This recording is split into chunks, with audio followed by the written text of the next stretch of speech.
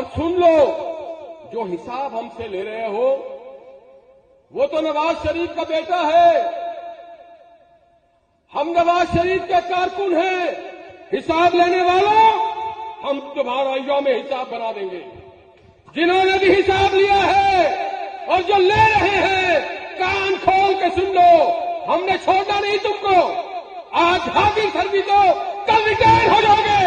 تمہارے بچوں کے لیے، تمہارے خاندان کے لیے پاکستان کی زمین تنگ کر دیں گے ہم۔ تم نے پاکستان کے باضمیر باقاعدار نواز شریف کا زندہ رہنا تنگ کر رہے ہو، پاکستانی قوم تمہیں تنگ کر دے گی۔ اور بنی گالا میں رہنے والوں، یہ عمارت یہ جو ماڈل ٹاؤن کا گھر ہے،